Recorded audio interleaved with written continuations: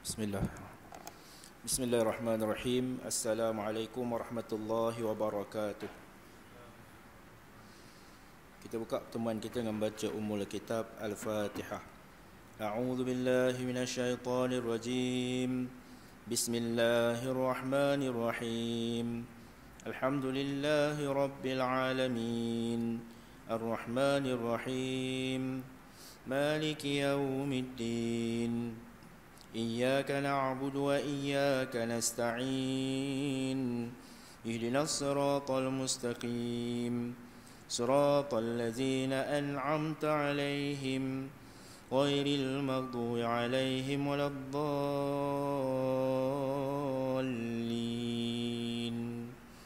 آمين. الحمد لله رب العالمين والصلاة والسلام على أشرف الأنبياء والمرسلين وعلى آله وأصحابه أجمعين. قال رب اشرح لي صدري ويسر لي أمري واحلل عقدة من لساني يفقه قولي. اللهم زدنا علما وارزقنا فهما. اللهم يسر يا كريم يا فتاح بك نستعين. وقال الله تعالى فذكر فإن الذكرى تنفع المؤمنين. وقال النبي صلى الله عليه وسلم ليبلغ الشاهد الغائب فإن الشاهد asa an yablugha mimman aw'alahu minhu aw kama qala Nabi sallallahu alaihi wasallam. Sidang jemaah yang dirahmati oleh Allah Subhanahu wa taala, alhamdulillah syukur kita kehadrat Allah Subhanahu wa taala di kesempatan ini dapat kita bertemu kembali dalam sesi kuliah kita untuk kita sambung kembali pengajian kita, yang mana sebahagian daripada kuliah telah saya sampaikan secara kiriman audio ataupun video maya kepada tuan-tuan, dan kita sampai pada pengajian malam ni bab yang ke-21, iaitu pada menyatakan mengenai kelebihan zikrullah ataupun zikir kepada Allah Subhanahu wa taala. Jadi tuan-tuan dirahmati oleh Allah, firman Allah Subhanahu wa taala di dalam Al-Quran, a'udzu billahi minasyaitonir rajim. يا أيها الذين آمنوا اذكروا الله ذكرا كثيرا. Suratul Ahzab ayat yang ke-41. Allah beritahu kepada kita dengan firman-Nya, wahai orang yang beriman, sebut olehmu akan Allah Ta'ala dengan sebutan yang sebanyak-banyaknya. Sebutlah zikrullah itu dengan sebutan yang sebanyak-banyaknya. Pernah satu ketika salah seorang daripada isteri Nabi SAW, ketika itu beliau ni mengumpulkan biji-biji kurma, biji-biji kurma untuk dijadikan sebagai tasbih, dan jadikan alat untuk mengira ataupun alat untuk mengira jumlah zikir. Jadi dia ada dua bekas. Bila habis zikir, dia akan pindahkan satu zikir, dia masukkan ke dalam bekas yang kedua. Zaman tu belum ada tasbih, kan? Ada antara isteri Nabi yang mencipta tasbih sendiri. Dia ikat tali tu, kan, di puntalnya. Dia ambil tali kain, di puntalnya dia jadi satu mata, kan? Kemudian dia ambil tali yang kedua, dia jadikan mata yang kedua untuk dikira kiraan tasbih tersebut. Maka satu ketika Nabi SAW nak pergi solat subuh, dia nampak isteri dia sedang mengira-ngira. Balik solat subuh, dia bicara kepada isterinya, dia kata apa? Maukah kamu kalau aku khabarkan kepada kamu, kan, tak payah zikir menggunakan tasbih ini, kata Nabi, tapi zikirlah dengan zikir yang sebanyak-banyaknya, kan, sejumlah bulu kambing yang terdapat pada tubuh kambing. Jadi Nabi nak suruh zikir banyak-banyak, tak payah kira pun tak apa. Nabi kata, kan, zikir kalau boleh waktu ni penuhkan dengan berzikir kepada Allah Subhanahu wa taala. Jadi tuan-tuan, kalau kita lihat perintah solat ni, awal-awal Islam datang, kan, tak ada lagi perintah solat, belum turun lagi perintah solat. Jadi apa ibadat umat Islam ketika itu? Mereka memperbanyakkan zikir kepada Allah Subhanahu wa taala. Asalnya bila belum datang perintah solat 5 waktu ni, umat Islam ketika itu yang mereka mengikut syariat Nabi Ibrahim AS, yang mana solatnya hanya 2 waktu sahaja dalam sehari semalam, dan mereka buat apa? Yang selebihnya mereka berzikir kepada Allah. Bahkan tuan-tuan dirahmati oleh Allah, zikir ini juga dia adalah amalan yang sampai ke syurga, kan? Orang akan terus berzikir pada Allah. Adapun solat, Yang solat dah tak ada dah dalam syurga nanti, tapi zikir adalah benda yang masih diungkapkan dalam syurga nanti. Setiap ahli syurga amalan mereka ziarah dan zikir kepada Allah Subhanahu Wa Taala, nak menunjukkan bahawa betapa zikir ini satu benda yang mulia. Kan ada malaikat yang Allah Taala jadikan hanya untuk menyebut kalimah subhanallah daripada mula kejadian dia sampailah ke hari kiamat. Ada malaikat yang Allah Taala jadikan untuk mengucap kalimah alhamdulillah, kan, untuk memperbanyakkan zikir kepada Allah daripada mula kejadian dia sampailah hari kiamat. Jadi kita ni tuan-tuan kan kena memperbanyakkan zikir kepada Allah Subhanahu Wa Taala dengan ingatan yang sebanyak-banyak. Kalau boleh setiap waktu kita tu jangan lalai tuan-tuan. Dan lalai ni tuan-tuan kan benda yang cukup berbahaya. Siang tadi saya sempat menyantuni Syekh Zainul Asri, Syekhul Hadis kan, daripada Darul Hadis di Kedah sana. Dia datang ke pondok kan, berhampiran dengan rumah saya jumpa dia, dengar taujihat beliau. Dia kata apa, dia pergi ke pondok warga emas kan. Jadi bila pergi pondok warga emas ni, orang minta bagi taujihat. Antara yang dia sebut, dia kata guru dia kan. Saya menakalkan apa Syekh Zainul Asri kata, daripada apa yang dikatakan oleh guru dia, siapa yang mengingati Allah sekurang-kurangnya 24 kali kan, siapa yang mengingati mati 24 kali dalam satu hari kan, pasti akan direzekikan dengan husnul khatimah. Siapa yang mengingati Allah 24 kali, ni minima tuan-tuan. Malaikat datang jenguk kita berapa puluh kali, 70 kali kan sehari jenguk kita. Tapi guru dia kata siapa yang mengingati mati 24 kali sehari, maknanya setiap jam, kalau kita nisbahkan satu hari ada 24 jam, jadi setiap jam tu maknanya kalau 24 kali tu tidaklah kita nak setting setiap jam tu dah ingat Allah belum dalam jam ni, kerana kita lalai juga. Tapi usahakan untuk ingat mati 24 kali sehari, maka dah tentu kita kan direzekikan oleh Allah Subhanahu Wa Taala untuk mati dengan husnul khatimah. Jadi tuan-tuan, untuk mukadimah ni ada satu doa yang Syekh ajar, dia ijazahkan tadi kepada orang yang hadir dengar taujihat dia. Dia kata apa kan, doa yang mohon husnul khatimah. Kadang-kadang kita doa Allahumma khtim lana bi husnil khatimah wa la takhtim alaina bi su'il khatimah. Ini doa yang masyhur lah, yang biasa kita minta. Dan ada satu doa lain yang diajar, Allahumma khtim lana bis sa'adah kama khatamta biha li awliyaika ya Allah ya arhamar rahimin. Saya ada share pada Haji Amin, nanti Haji Amin mungkin boleh share pada tuan-tuan kan. Allahumma khtim lana bis sa'adah kama khatamta biha li awliyaika ya Allah ya arhamar rahimin. Ya Allah, engkau kurniakanlah kami kematian yang berbahagia, kematian yang indah, seperti mana engkau telah rezekikan kepada wali-walimu kan, rezekikan kepada aulia-auliamu. Ada orang mati tengah majlis ilmu tuan-tuan kan, dan itu secara umum kita minta matinya husnul khatimah. Ada yang kita nak minta mati cara macam mana, itu khusus kita minta dengan Allah. Ya Allah, aku nak mati tengah mengaji, ya Allah, tengah baca Quran, aku nak minta mati tengah baca Quran. Itu minta, itu khusus kita minta kan, itu hati kita direct kepada Allah Taala. Ya Allah, matikanlah aku tengah sujud ya Allah, matikan aku tengah majlis ilmu ya Allah, matikan aku tengah ceramah ya Allah. Kata Syekh tadi, guru dia kan meninggal tengah mengajar kitab Penawar Bagi Hati, berhenti perkataan di mulut dia perkataan zuhud. Dia sebut perkataan zuhud, dia terus tumbang, meninggal tengah majlis ilmu tuan-tuan kan. Sebab kita ni mati seperti mana yang kita harapkan, seperti mana kita usahakan, dan seperti mana yang kita minta dengan Allah Subhanahu Wa Taala. Jadi nak minta mati cara macam mana tu, minta secara khusus dengan Allah. Tadi ada satu doa tu kita bacakan juga, Allahumma khtim lana bis sa'adah kan kama khatamta biha li awliyaika ya Allah ya arhamar rahimin. Baik, tuan-tuan yang dirahmati oleh Allah, Allah Subhanahu Wa Taala berfirman dalam suratul Baqarah, a'udzubillahi minasyaitonir rajim, fadhkuruni azkurkum. Dan ayat ni selalu kita dengar, ingatilah aku, nescaya aku akan ingati kamu, ataupun sebutlah akan daku, pasti aku akan sebut kamu. Jadi tuan-tuan, ulama menafsirkan dengan pelbagai tafsiran ayat ni. Ayat ni pendek je, 2 perkataan sahaja, tetapi ramai ulama menafsirkan apa yang dimaksudkan dengan sebalik daripada apa yang 2 perkataan ni tadi tuan-tuan. Fazkuruni azkurkum, ingatlah aku, sebutlah aku, nescaya aku ingat kamu, aku akan menyebut-nyebut keadaan kamu kan, di sisi malaikatku, kan, di sisi penduduk langit, di sisi penduduk dalam bumi. Jadi kita akan lihat tafsirannya satu persatu, tuan-tuan. Bersalah-salahanlah ulama pada demikian itu, kata Ibnul Abbas. Ibnu Abbas ni antara ulama tafsir, kan, di kalangan para sahabat yang Nabi doakan dia, Allahumma faqihhu fid din wa 'allimhu ta'wil. Ya Allah, faqihkan dia dalam agama dan ajarkan kepadanya ilmu tafsir, ilmu ta'wilul Quran. Maka pendapat Ibnu Abbas ni pendapat nombor satu. Bila dalam bidang tafsir, biasa orang akan rujuk pendapat Ibnu Abbas. Tafsir yang paling tinggi maqam ni ialah tafsir Al-Quran dengan Al-Quran. Ambil ayat Quran ni, cari mana ayat Quran yang menafsirkan ayat tersebut, itu paling tinggi.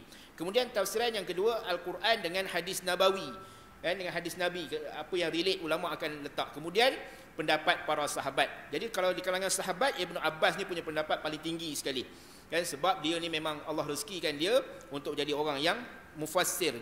Nabi doakan dia, Allahumma faqihhu fid din wa 'allimhu ta'wil. Baik. Antara kata Ibnu Abbas, maksud fazkuruni azkurkum itu ialah sebutkan olehmu akan daku dengan ketaatan kepadaku.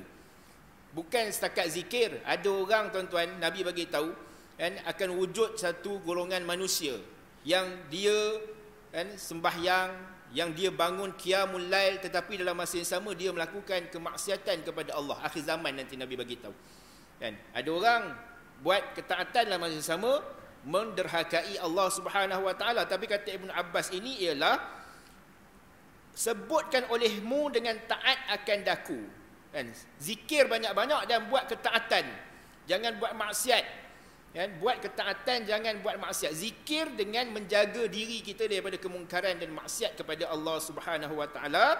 Nescaya aku akan menyebut dengan pertolonganku, dan nescaya aku akan sebutkan kamu, aku akan ingat kamu dengan pertolonganku, dengan nusrahku. Kadang-kadang kita ni, tuan-tuan, dalam masa yang sama kita buat ketaatan tapi kita tak tinggalkan maksiat. Payah doa tu nak diterima oleh Allah Subhanahu wa taala. Makna bila kita buat ketaatan, mesti kita tinggalkan maksiat. Muka surat 243, tuan-tuan, tuan-tuan yang buka kitab 243. Baik. Maknanya bila ingat Allah, maksiat pun kena tinggal. Ini prasyarat, kan, doa kita dimakbulkan oleh Allah. Buat taat, tinggalkan maksiat. Sebab tu, tuan-tuan, kata guru kami, ada 3 prasyarat amal kita ni nak diangkat maqamnya di sisi Allah Ta'ala. Pertama sekali, ikhlasun niyah, ikhlaskan niat, kan? Dalam mana-mana amalan kita buat, ikhlaskan niat. Mana nak zikir pada Allah, tak ada apa-apa kepentingan. Ada orang zikir, tuan-tuan, dia nak dapat ilmu ghaibiat, kan? Zikir bukan main banyak, la ilaha illallah. Syaitan ni dia boleh sesatkan manusia dengan amal ketaatan. Dengan amal ketaatan manusia boleh sesat. Dengan zikir tu sendiri syaitan boleh jadikan, nampak engkau sekarang dah naik makam dah, makam wali ni, kan, kau dah naik makam wali kutub ke wali apa, dia boleh sesatkan kita dengan amalan. Ada satu orang dia berzikir, kan, untuk dapat kehebatan dari sudut perubatan. Zikir masya-Allah, tak tinggal ni tasbih kat tangan, la ilaha illallah. Lagi banyak dia zikir, tuan-tuan, lagi hebat dia mengubat orang. Sehingga akhirnya dia jadi riak. Dia kata apa? Bab mengubat orang ni tak ada orang boleh lawan aku. Nampak? Zikir ni kalau ikut, orang jadi makin tawaduk, orang makin tunduk, orang makin ingat Allah, tapi dia makin membesar diri. Sebab, kan, bagi dia datanglah mana-mana penyakit, mana-mana orang buat apa, santau ke, sihir ke, semua dia boleh ubat, kan, dengan dia meningkatkan amalan tadi. Maka akhirnya amalan tersebut rosak, tuan-tuan. Maka syarat yang pertama, ikhlasun niyah. Zikir ni kerana apa? Nak dapat ketenangan, nak dapat redha Allah, kan, betulkan niat kita ketika mana kita berzikir, bukan nak dapatkan apa benda-benda yang selain daripada Allah Subhanahu wa taala. Sebab tu, tuan-tuan dan rahmati oleh Allah, dalam bab solat, tuan-tuan, disebut oleh pengarang kitab I'anatul Talibin, dia kata la yakhruju minas salati illa salah walau bil qiyamah, walau bil akhirah, ataupun walau bil qiyamah. Dan kata pengarang kitab I'anatul Talibin, pengarang kitab fiqh, dia kata apa? Jangan kau keluar daripada sembahyang melainkan sembahyang walaupun hal berkaitan dengan kiamat. Apa maksud dia? Tengah sembahyang jangan ingat benda lain. Kadang-kadang kita ni diajar nak khusyuk dalam sembahyang, ingat akhirat, bayangkan mahsyar. Itu dah luar daripada sembahyang. Nak khusyuk dalam sembahyang, bayangkan kubur, bayangkan azab kubur. Mulalah, tuan-tuan, bila bayang akhirat nanti, kan, kita membayang manusia jalan kepala ke bawah, kaki ke atas, bayangan tu dah macam-macam, kan, merewang-rewang, kan, akhirnya kita mikir benda yang luar daripada sembahyang. La yakhruju minas salati illa salah. Jangan kau keluar daripada semayang melainkan hal berkaitan dengan semayang je. Apa hal berkaitan dengan semayang? Alhamdulillahi rabbil alamin. Kan? Kita ingat makna dia, segala puji bagi Allah. Itu tak apa. Itu masih hal berkaitan dengan semayang. Tapi bila pergi bayangkan akhirat, bayangkan mahsyar, bayangkan neraka dan sebagainya, itu dah luar daripada semayang. Bayang benda tu kat mana? Bukan dalam semayang. Nanti lepas habis semayang, duduk bertafakur, kan, muhasabah diri kita, itu waktu tu boleh. Kan, dalam semayang tak payah. Walaupun bil qiyamah, kata pengarang kitab I'anatul Talibin. Kemudian tuan-tuan, bayang cerita tentang kubur. Bagus juga tu cerita tentang kubur, tapi luar daripada semayang, bukan dalam semayang. Ini kita bayang azab kubur. Aku kalau masuk dalam kubur nanti macam manalah? Dapatkah aku jawab soalan munkar dan nakir? Tiba-tiba syaitan datangkan bayangan. Engkau lama tak ziarah kubur bapak engkau. Bukan masa kau pergi tu kubur bapak pecah ke? Dah mula merewang tuan-tuan. Memikir hal kubur pecah lah, kubur terelus dan sebagainya. Akhirnya keluar, lari daripada sembahyang. Kan? Jadi betulkan niat kita sembahyang tu, kita buat sembahyang. Zikir, nak cari apa? Matlamat dengan zikir, nak cari ketenangan. Ala bizikrillah tatma'innul qulub. Nak cari pengampunan, nak cari keredaan, nak cari kemuliaan di sisi Allah Subhanahu wa taala. Jangan dengan zikir nak cari kemuliaan makhluk. Macam tadi orang tu zikir dengan begitu hebat tuan-tuan, nak cari kemuliaan makhluk. Kan, hingga akhirnya dia mengubat orang begitu begini, ramailah orang sanjung dia, anak-anak murid dia hormat dia. Kan, itu mencari kemuliaan di sisi makhluk. Wa iyazubillah min zalik. Baik. Yang kedua, syarat kita dalam amal kita diterima ialah apa tuan-tuan? Yang kedua mesti tawajuh. Amal kita mesti tawajuh. Tawajuh ni maksudnya apa? Kan, fokus, berfokus, kan, berstrategi. Macam mana ni? Kan, nak tingkatkan iman, macam mana nak tingkatkan penguasaan, macam mana nak cari khusyuk, kena tawajuh, fokus dengan ibadat kita, kan? Ataupun kita kata istiqamah lah. Yang ketiga ialah istiqamah, kan? Yang ketiganya istiqamah dengan amalan. Itu prasyarat amal kita nak diterima oleh Allah Subhanahu wa taala. Baik. Antaranya lah tuan-tuan, bukan tiga tu semata, kan? Banyaklah benda-benda lain. Ini antara yang ulama sebutkan, ini antara tiganya. Baik. Kemudian kita lihat pula tadi pendapat Ibnu Abbas berkaitan dengan ayat fazkuruni azkurkum. Pendapat daripada Sa'id Ibnu Jubair, macam mana pula dia menafsirkan ayat fazkuruni azkurkum. Kata Sa'id bin Jubair, sebut olehmu akan daku dengan ketaatan kepadaku, aku akan menyebut kamu dengan keampunanku, kata Allah. Kan? Makna siapa yang berzikir kepada Allah dalam keadaan penuh ketaatan, nak cari redha Allah, kerana Allah Subhanahu wa taala, Allah akan memberikan keampunan, tuan-tuan. Kan? Ramai orang berzikir tapi tak dapat apa satu, tuan-tuan. Kan? Sebab niatnya tak betul. Sebab tu kalau kita lihat Muhajir Ummu Qais, kan, Muhajir Ummu Qais, kan, satu orang yang berhijrah, biasa dah hadis ni, innamal a'malu binniyat. Muhajir Ummu Qais, dia berjihad kerana nak mengikuti seorang perempuan. Tak boleh ke nak jihad, nak pergi ke, nak berhijrah tadi kerana ikut seorang perempuan? Boleh. Sebab apa? Kahwin itu kan harus dalam Islam. Dia tak jadi dosa pun. Cuma dia tak dapat pahala seperti mana orang berhijrah li'ila'i kalimatillah, kan, untuk menegakkan agama Allah, kan, untuk mengikut suruhan dan perintah Allah. Dia dapatlah pahala, kan, untuk bernikah tadi, istihbab. Nikah itu hukumnya istihbab. Cuma satu benda yang menarik, tuan-tuan, dalam hadis ni, saya nak tanya tuan-tuan, dalam banyak-banyak kali kita dengar cerita Muhajir Ummu Qais, ada tak mana-mana ustaz cerita siapa Muhajir Ummu Qais tu? Ada tak sesiapa cerita Muhajir Ummu Qais tu siapa? Tak ada, tuan-tuan. Hanya disebut dia adalah muhajir, seorang lelaki yang berhijrah kerana mengejar Ummu Qais. Nama dia tak disebut, tuan-tuan. Mana-mana kitab tafsir tak sebut nama Muhajir Ummu Qais. Kenapa, tuan-tuan? Ini nak menggambarkan sahabat-sahabat, bila dia meriwayatkan hadis, hadis itu ada cerita aib tentang sahabat yang lain, mereka akan tutup aib sahabat mereka. Mereka tak dedahkan pun. Boleh dia nak cerita, bukan tak tahu, bukan ramai pun orang Islam masa tu. Kan, yang berhijrah tu boleh kira berapa orang, tak sampai 100 orang pun yang berhijrah batch pertama tu, tuan-tuan. Boleh je lah sebut, takkan tak tahu. Ni akhirnya dia kahwin dengan Ummu Qais, kan? Tak ada cerita kan sampai sudah. Inilah yang benda yang kita kena buat juga dalam diri kita, tuan-tuan. Kan, ada aib-aib yang kadang-kadang tak perlu kita dedahkan. Kan, kena tutup, kena jaga aib kawan-kawan kita. Banyak hadis-hadis yang lain juga bila kita tengok, kan, berkaitan dengan aib satu orang, tak diceritakan siapakah lelaki yang mempunyai aib tersebut, tuan-tuan. Kan, kadang-kadang disebut ada seorang badui, bukan tak tahu badui itu siapa nama. Kan macam cerita seorang badui kencing dalam masjid. Kan badui itu Islam kan. Dia sahabat juga. Akhirnya dia jadi sahabat juga. Sahabat ni semua makruf nama dia, tapi tak disebut pun siapa badui tersebut. Kan badui yang tarik leher Nabi hingga berbirat leher Nabi tu. Kan akhirnya dia Islam. Tak diceritakan pun siapa nama dia. Kan sebab ada aib di sebalik karakter diri dia tadi. Jadi ini menarik tuan-tuan bila mana kita lihat sahabat perawi-perawi hadis tak cuba korek benda-benda yang rahsia. Kita ni kadang-kadang rahsia orang habis kita nak korek kan. Sampai cerita hak yang tak patut pun kita korek habis kan. Tapi sahabat ni begitu hebat mereka di dalam meriwayatkan hadis, mereka sembunyikan sampai hari ni kita tak tahu. Kan tak ada ulama-ulama tafsir ataupun ulama-ulama yang mensyarahkan hadis cerita tentang Muhajir Ummu Qais apa tuan-tuan Baik. Yang ketiga Fudail bin Iyad. Fudail bin Iyad kan dia menafsirkan ayat tadi, sebut olehmu akan daku dengan ketaatan kepadaku, aku akan sebut kamu dengan pahalaku. Kan sebutlah aku, ingatlah aku dengan penuh ketaatan, penuh mencari keredaan, penuh mengharapkan sesuatu daripada aku akan menyebut kamu dengan pahala. Makna aku akan ingat kamu dengan memberi pahala yang tinggi. Sebab tu saya teringat tuan-tuan saya kata guru kami, dia kata apa juga kita buat dalam kehidupan kita ni, ada dua benda kita kena letak. Yang pertama imanan, yang kedua ihtisaban. Kita biasa dengar hadis imanan wahtisaban ni tuan-tuan. Imanan wahtisaban biasa kita dengar bulan puasa. Man shama ramadanan imanan wahtisaban ghufira lahu ma taqaddama min zambi. Biasa dengar kan? Sebenarnya imanan wahtisaban bukan setakat cerita bab hadis puasa sahaja. Apa juga amal yang kita buat semua kena imanan wahtisaban. Iman ni maksudnya apa? Meyakini ini adalah perintah Allah.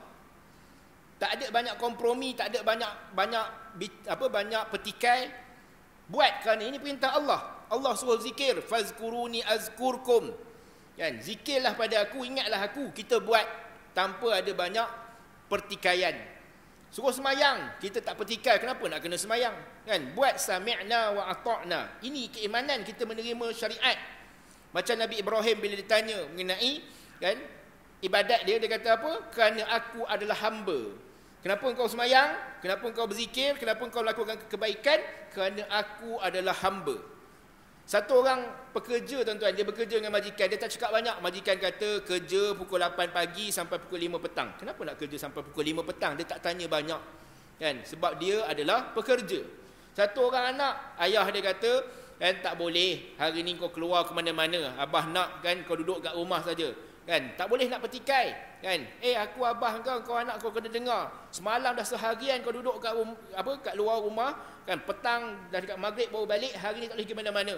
Kau kena mengulang balik, ulang kaji kan pelajaran kau. Kenapa kau adalah anak seorang isteri, suami dia suruh buat sesuatu, dia kena taat pada perintah dia. Saya tertarik tuan-tuan Permaisuri Agong.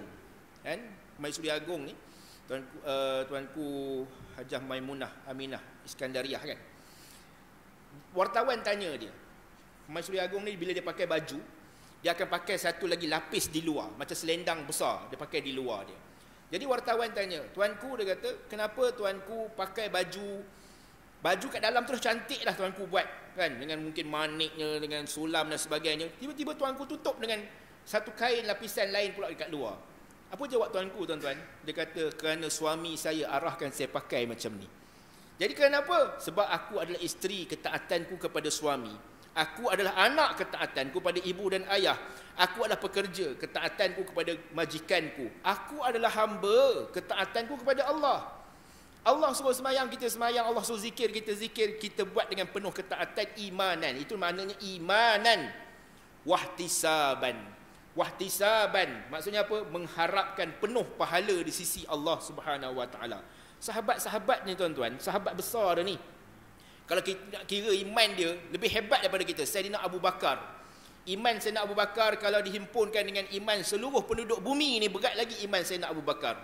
Tetapi Rasulullah SAW menceritakan mengenai fadail, fadilat-fadilat, kelebihan-kelebihan. Zikir ini meningkatkan darjat, wuduk ini menyempurnakan diri manusia itu di dunia dan di akhirat menjadi cahaya kan untuk diri manusia di dunia dan akhirat. Subhanallah, dalam satu hadis malam tadi saya baca hadis tu di Masjid Bandar Tuan Husain On kan.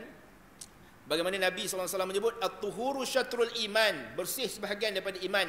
Walhamdulillahi tamla'ul mizan. Zikir alhamdulillah ni Nabi sebut memenuhi neraca. Memenuhi neraca, tuan-tuan. Kan? Dengan alhamdulillah Nabi sebut memenuhi neraca. Itu yang kita harapkan. Kan? Aku tak nak agar neraca kita penuh. Kan? Contohnya lah di hari akhirat, ataupun tak payah kata akhirat, tuan-tuan. Kita masuk periksa, kan? Tak ada siapa nak markah kosong, betul tak? Kita masuk interview, dah tentu nak dapat markah yang paling tinggi. Berapa markah paling tinggi? Kan, pensyarah kata, kau nak 100 tak? Nak? Kan? Tentu semua orang nak, sebab tahu 100 tu nilainya tinggi. Nabi kata, alhamdulillah itu sekali kau zikir, memenuhi neraca. Jadi ulama' bahas balik, neraca. Jadi kalau neraca, makna benda tu kena ada jisim. Tak boleh timbang angin. Ada orang pernah timbang angin. Cik nak beli apa? Nak beli angin. Kan? Tak ada orang buat kerja jual angin. Kan? Oksigen tu cerita lain. Kan? Gas tu cerita lain. Angin, ada orang jual beli angin? Tak ada. Sebab dia tak ada jirim, tak ada jisim, tuan-tuan. Tapi pahala ni kata ulama' hari akhirat dia akan dijisimkan. Macam mana Allah Ta'ala nak buat dengan jisim ni? Wallahualam. Serahkan Allah. Bentuk bola ke? Kan? Bentuk yang bagaimana sekalipun tu serahkan Allah. Jadi penuh neraca tu. Semua orang seronok tengok neraca dia. Dengan satu subhanallah. Subhanallahi tamla'ul mizan. Subhanallah walhamdulillah tamla'u ma bainas samawati wal ard. Ucap zikir dua subhanallah, alhamdulillah, dua zikir ni kata Nabi memenuhi antara langit dan bumi. Itu ihtisaban. Ihtisaban yang aku nak tu. Aku harap esok aku punya hak begitulah. Itu dengan satu hari, dengan dua zikir. Bayangkan kita hidup berapa lama dah, tuan-tuan. Masya Allah, tuan-tuan mungkin yang lebih lama usia daripada saya, kan, lebih lagi zikir-zikir tuan-tuan daripada saya, Masya Allah, kan. Itu yang kita harap tu, tak nak ke? Kan? Dah tentu kita nak, tuan-tuan. Dan kita yakin tentu Allah akan beri, kan, tuan-tuan. Ni ihtisab. Ihtisab, iman dan wahtisaban ni kita letak dalam setiap amal kita buat.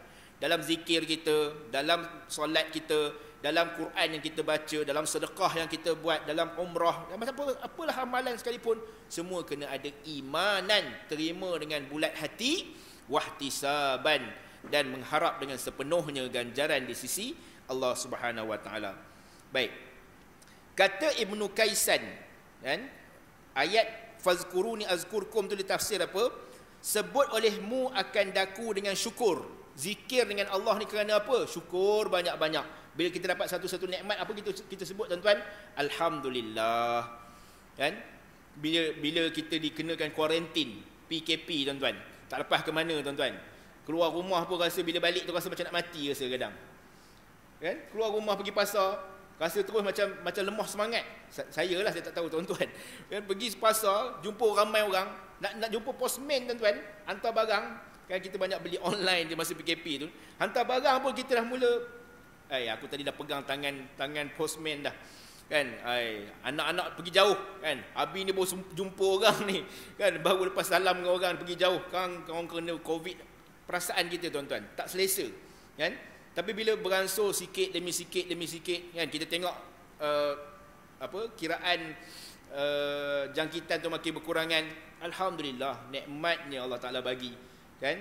Setelah kita dikurung, itu baru kurung sikit, tuan-tuan, kan? Ada limit. Bayangkan orang yang kena kurung, kan, dengan azab Allah, dengan seksa Allah Subhanahu wa taala yang tidak bertepi, tuan-tuan. Wa'iyazumillah min zalik. Maka syukur, ingat Allah ini dengan kesyukuran. Alhamdulillah, syukur pada Allah. Saya baru petang tadi bawa anak saya keluar. Dah lama kan PKP tak bawa keluar ni. Bawa hari ni tadilah, sebab tak lama dah buka sekolah, kan. Bawa keluar anak. Saya jumpa dengan kawan saya seorang dekat pasar raya tu, kan. Dia tanya, macam mana anak-anak? Okey, tak perak. Tuan-tuan tahu perak, kan? Tak jadi jakun. Kan? Tak jadi jakun. Okey, buat setakat ni okey, tak perak lagi, tak jadi jakun lagi, kan. Habis tengok sana sini, kan.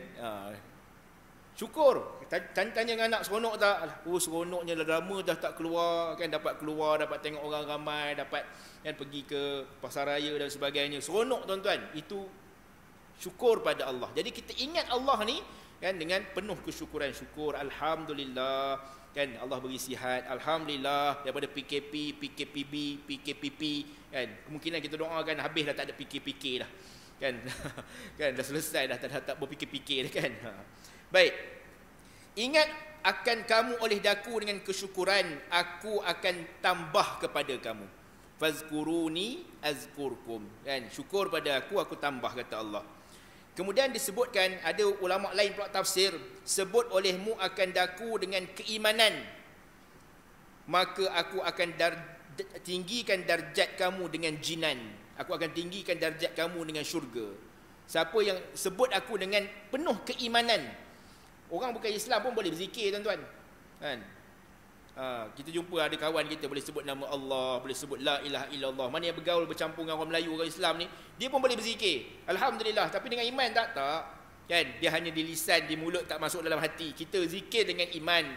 Kan? Baru ni saya jumpa satu orang sahabat lama tak jumpa. Dan sekali saya mula kuliah, dia jumpa saya, kata, Ustaz, lama tak jumpa. Kan? Saya nak cerita kat Ustaz satu benda ni. Kan? Saya ni istighfar Ustaz dah lama dah. Umur dia dah dekat 60. Abang ni tadi. Kan? Pangkat ayah. Bila hitung-hitung, kata, Ustaz umur berapa Ustaz? Kan? Saya 35. Kan? Saya dah 30 Ustaz. Jarak kita lebih kurang 25 tahun. Ustaz ni pangkat anak ni. Tapi tak tahu saya nak cerita benda ni kat Ustaz. Dia kata, saya ni istighfar, ni zikir ni dah lama Ustaz. Tapi nak jadi takdir Allah rezekikan saya sesuatu. Bulan puasa hari tu, 10 hari terakhir, macam mana tak tahu, saya zikir yang biasa, istighfar yang biasa.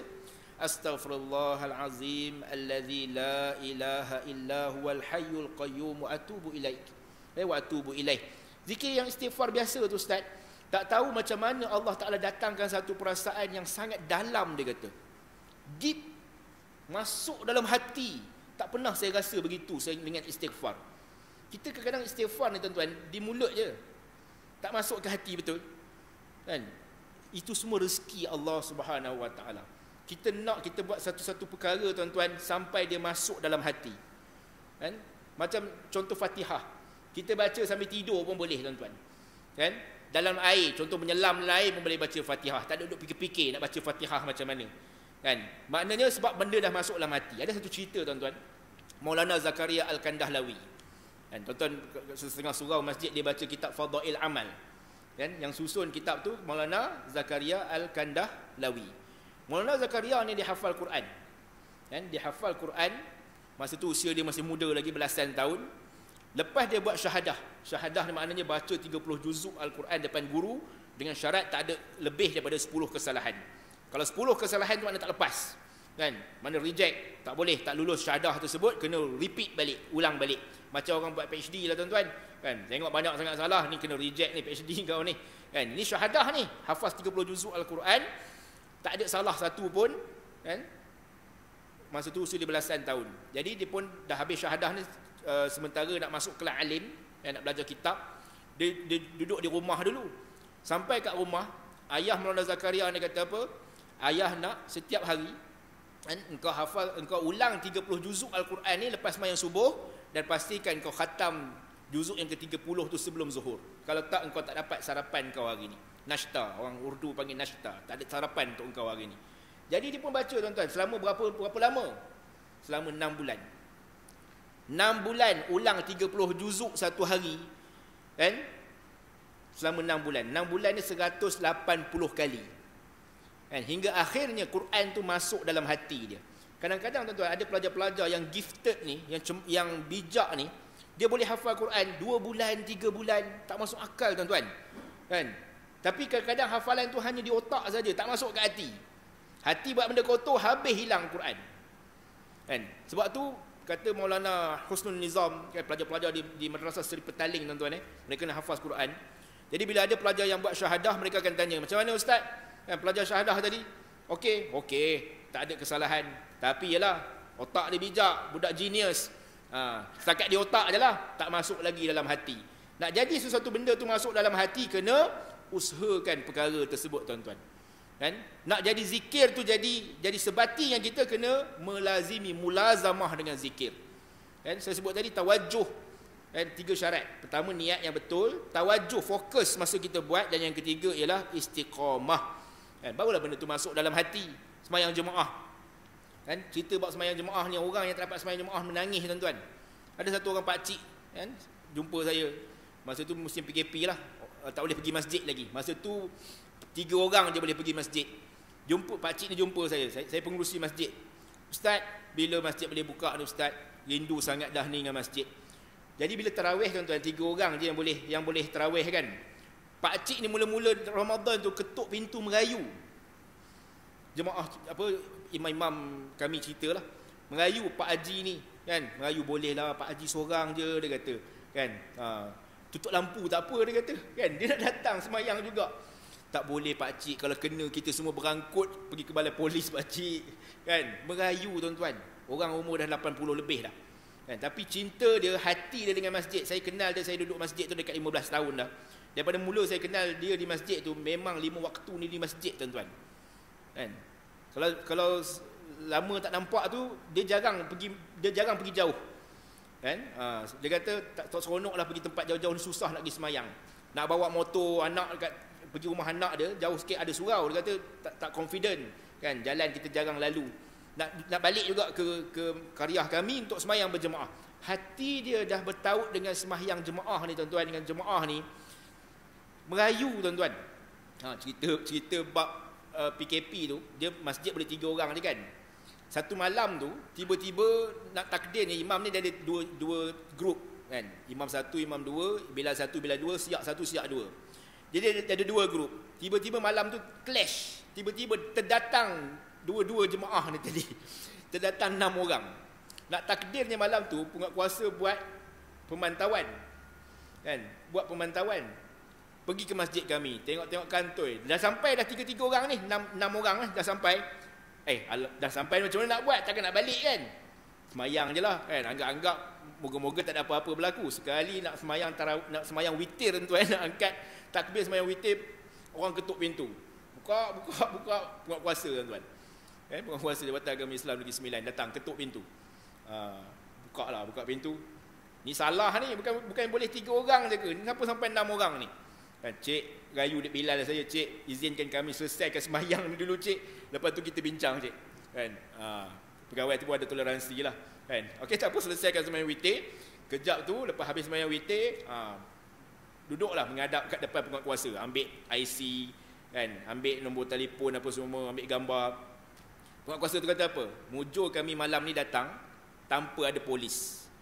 Kalau dengan polis kami buat operasi malam ni, ke balai belaka 6 orang. Saya sendiri kena pergi menghadap balai. Pengurusi qaryah biarkan anak buah semayang lebih 3 orang. Dia nak jadi clash sebenarnya. Sebab imam-imam otai ni dia tak pakai WhatsApp. Kan? Dia tak pakai WhatsApp, dia payah juga tuan-tuan. Jadi dia clash, datang pula bertembung malam tersebut. Memang takdirnya ada 3 orang tu tak pakai WhatsApp. Imam, Bilal dengan Siap, 3 orang tu tak ber-WhatsApp. Jadi clash dia tuan-tuan, akhirnya datang 6 orang, penguatkuasa datang. Sejak pada tu serik tuan-tuan. Makna nak bagi tahu orang bila amal tu dah masuk dalam hati tuan-tuan, tak sedap kalau tak buat. Kan? Ada satu benda yang tak kena. Aku hari ni tak habis lagi zikir. Aku malam ni tak baca al-Mulk. Nak tidur pun rasa tersedar dengan Allahu Akbar, aku lupa baca al-Mulk. Orang yang ada hati dia tertaut dengan tahajud qiyamul lail tuan-tuan, sedih kalau malam tu tertinggal qiyamul lail dia. Kita nak ibadah yang kita buat sampai masuk dalam hati. Kan? Macam orang buat maksiat gitu juga. Bila benda dah masuk dalam hati, susah nak tinggal. Kita nak ibadat yang kita buat sampai masuk dalam hati. Kalau kita tak buat, kita rasa tak selesa, tak buat sesuatu perkara tersebut. Maka Syekh Maulana Zakaria Al-Kandahlawi 180 kali khatam Al-Quran setiap hari sebelum waktu zuhur. Lepas subuh, sebelum waktu zuhur.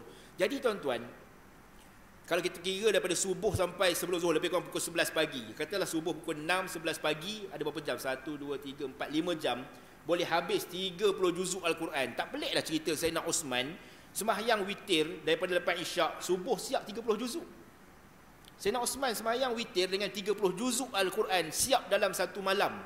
Jadi cerita tu tak mustahil, sebab ada orang yang bukan di kalangan sahabat boleh buat 30 juzuk satu hari dalam tempoh 5 jam. Tapi dia ngaji bukan macam kita baca lah tuan-tuan. Orang hafiz Quran laju lah, cair kat mulut dia sampai amal tu masuk dalam hati, Quran masuk dalam hati. Kan, datanglah membujur lalu melintang patah, tak ada masalah tuan-tuan. Ada orang yang, ada satu video orang Arab tuan-tuan, dia kena koma. Dia koma, kan, saya tengok video tu. Dia koma, tapi dia boleh mengaji tuan-tuan. Dan dalam tempoh dia koma, dia boleh mengaji. Sebab apa? Quran dah masuk dalam hati dia. Doktor jadi pelik. Macam mana orang ni boleh mengaji ni? Koma, mulut boleh baca Al-Quran. Masya Allah. Sebab amal dah masuk dalam hati. Jadi dia cerita kat sini tadi, kata siapa tadi? Kata Fudail bin Iyad. Ya, Fudail bin Iyad. Bukan. Disebutkan, dia kata apa? Sebut olehmu akan daku dengan tauhid dan keimanan, penuh dengan keimanan. Aku akan sebutkan kamu itu, ataupun aku akan ingat kamu dengan aku berikan ganjaran jinan. Jinan ni syurga, tuan-tuan. Tu besar balasan dia. Kemudian tuan-tuan, disebut oleh ulama yang lain pula, dia kata apa? Sebut olehmu akan daku di atas belakang bumi. Siapa yang berzikir atas belakang bumi? Dah semua orang duduk atas bumi lah, tuan-tuan. Kan? Orang tak duduk atas laut, orang tak duduk atas udara, semua orang duduk di atas muka bumi. Sebut olehmu akan daku di atas belakang bumi. Aku akan sebutkan kamu di dalam perutnya oleh segala ahli kamu. Akan kamu oleh segala ahli kamu. Kan? Makna siapa zikir atas bumi, orang makhluk yang duduk dalam perut bumi ni akan berzikir kepada kita, akan menyebut-nyebut nama kita. Tu yang ke atas tu, yang sedang lalu ni, ahli zikir tu. Kan? Siapa yang banyak buat ketaatan, tuan-tuan, Allah akan pastikan yang berada di lautan, yang berada di langit, bahkan di dalam ulama tafsir yang duduk dalam perut bumi pun, cacing, cicak, ikutlah apa benda, kan, ular, kala, semua menyebut-nyebut kebaikan kita, tuan-tuan. Kan, kebaikan yang kita buat. Ini yang lalu ni orang soleh ni, yang banyak zikir ni.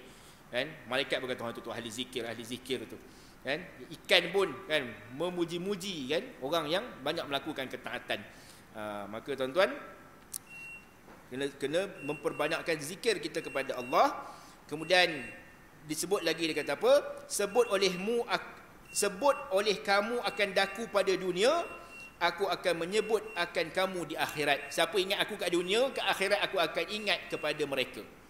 Allah akan tanya, mana hamba-hambaku yang berpuasa? Kan? Mana hamba-hambaku yang beristighfar? Allah akan panggil, tuan-tuan, untuk orang yang berzikir, beristighfar, yang berpuasa, yang bersedekah, yang salat, yang bangun malam, yang menjaga wuduk, semua Allah Ta'ala panggil. Tetapi nak dapat panggilan Allah, tentulah nak kena kan hadir, tuan-tuan. Kan, hadir melakukan amal tersebut, tuan-tuan. Kita ni, tuan-tuan, bila satu orang alim besar kan ingat kat kita ni, tuan-tuan, satu nikmat, tuan-tuan. Tadi saya jumpa Syekh Zainul Asri. Saya jumpa Syekh Zainul Asri ni dulu, dah 2-3 kali lah, tapi tak sempat jumpa bersembang lama. Saya jumpa masa mula-mula, saya tutup cerita ni, tuan-tuan. Masa tu Syekh Zainul Asri datang ke Tun Hussein On tahun 2008. Syekh Zainul Asri datang ke Tun Hussein On tahun 2008. Dia duduk di rumah Tuan Haji arwah Tuan Haji Gaus. Dan Tuan Haji Gaus kita, dia duduk di rumah Tuan Haji Gaus. Masa tu saya datang ikut kawan. Kan, saya datang ikut kawan. Jom Syekh Zainul Asri datang, jom kita santuni ulama, orang alim. Saya pun datang lah. Datang-datang Syekh Zainul Asri kata apa? Kan, dia kata, Haji, ni budak-budak ni boleh ceramah ni, Haji. Haji susun jadual dia orang. Sejak tu Haji Gaus susun jadual kami. Saya masuk student lagi, tuan-tuan. Saya pula tahun 2 belajar di USIM. Cakap ni berapu masa tu. Kan? Pakcik Gaus dia pun ambil nombor, bagi nombor-nombor korang, senang aku nak panggil. Kan? Saya jumpa dengan Syekh pagi tadi. Syekh kata, pernah jumpa entah ni? Kat mana jumpa? 2008 dulu jumpanya. Ini 2020, tuan-tuan, 12 tahun. Syekh ingat lagi kita. Ustaz ingat lagi, Ustaz. Ingat, muka ni ingat, pernah jumpa. Kat mana? Cuma tak ingat kat mana jumpa, dia kata. Memang pernah jumpa. Syekh kata gitu kan. Jumpa kat Bandar Tosin On, kat rumah Haji Gaus 2008, dia kata. Betul. Saya memang ada budak-budak ikut saya masa tu, dia kata. Jadi kita rasa berbunga, tuan-tuan. Orang alim ingat kat kita. Kan? Bila ustaz sebut nama kita, kan? Allahu Akbar, ustaz sebut nama aku, kan? Ustaz tegur aku, kan? Ustaz dalam alumni reunion tahun lepas saya pergi reunion, tuan-tuan. Lebih kurang 200-300 orang pelajar, kan? Maulana sebut, Najib mana Najib? Ada Najib, kan? Ada ustaz, kan? Allahu Akbar, ustaz ingat kat aku. Kan? Seronok, tuan-tuan. Ini Allah, tuan-tuan. Bukan ustaz, bukan setakat orang alim. Allah menyebut kita, kan? Di sisi Allah di hari akhirat. Mana mat yang rajin zikir tu mana? Kan? Masa ni dia banyak ingat kat aku ingat kat dia ni hari akhirat. Allahu Akbar, tuan-tuan. Ini yang kita nak. Kan? Kita ingat Allah, Allah Subhanahu Wa Taala akan aulakan kita, utamakan kita, insya-Allah. Ustaz langgar SOP. Kan? buat puasa datang. Wallahu a'lam bissawab tuan-tuan Khair insya-Allah. Jumpa pada kuliah akan datang. Qul qauli hadza astaghfirullahalazim wa li wa lakum. Assalamualaikum warahmatullahi wabarakatuh. Bismillahirrahmanirrahim. Alhamdulillahil alamin wassalatu wassalamu ala asyrafil anbiya'i wal mursalin wa ala alihi washabihi ajma'in. Allahumma faqqihna fid din wa 'allimna tawfiqna siratal mustaqim. Allahumma yassir kal fataka nasta'in sallallahu alaihi wa sallam Muhammad ya alihi wasallam. Alhamdulillahil alamin.